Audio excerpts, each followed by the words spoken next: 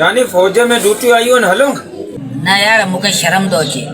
शर्म वरी छाजो मसलो पाण फौज में हलियासीं त ॿ ॻाल्हियूं थींदियूं, या त पाण भॼी ईंदासीं या त पाण खे ट्रेनिंग ते मोकिलींदा। जे भॼी वियासीं त सही आहे, जे ट्रेनिंग ते मोकिलूं त ॿ ॻाल्हियूं थींदियूं, या त पाण खे यूनिट में रखंदा या त पाण खे बॉर्डर ते मोकिलींदा। जे यूनिट ते रखूं तॾहिं सही आहे, जे बॉर्डर ते मोकिलूं त ॿ ॻाल्हियूं थींदियूं, या त जंग थींदी या त अमन हूंदो। जे अमन हो त सही आहे, जे जंग थी त ॿ ॻाल्हियूं थींदियूं, या त दुश्मन खे पाण मारे छॾींदासीं या दुश्मन पाण खे मारे छॾींदो। जे दुश्मन खे पाण मारे छॾियो त सही आहे, जे दुश्मन पाण मारे छॾियो त ॿ ॻाल्हियूं थींदियूं, या त पंहिंजा लाश पंहिंजा फौजी खणी ईंदा या त पंहिंजा लाश दुश्मन फौजी खणी वेंदा। जे पंहिंजा फौजी खणी आया त सही आहे, जे दुश्मन फौजी खणी विया त ॿ ॻाल्हियूं थींदियूं, या त पाण खे जंग में उछलाए छॾींदा या त खॾ खणी ढके छॾींदा।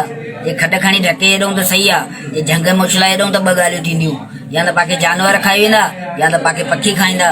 जे जानवरनि खाधो त सही आहे, जे पखियुनि खाधो त पंहिंजूं हॾियूं बची वेंदियूं। जे हॾियूं बची वियूं त ॿ ॻाल्हियूं थींदियूं, या त हॾियूं सड़ी वेंदियूं या त साबुण ठाहिण वारियूं कंपनियूं खणी वेंदियूं।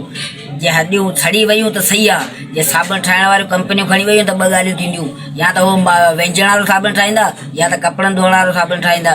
जे कपिड़नि धोअण वारो साबुण ठाहूं त सही आहे, जे व्यंजन वारो साबुण ठाहूं त ॿ ॻाल्हियूं थींदियूं, या हुन जा मर्द व्यंजंदा या हुन जा मायूं व्यंजंदियूं। जे मर्द हुन जा वेहंदा त सही आहे, जेकॾहिं मायूं वेहंदियूं त हिन ॻाल्हि खां मूंखे वॾो शर्म थो थिए।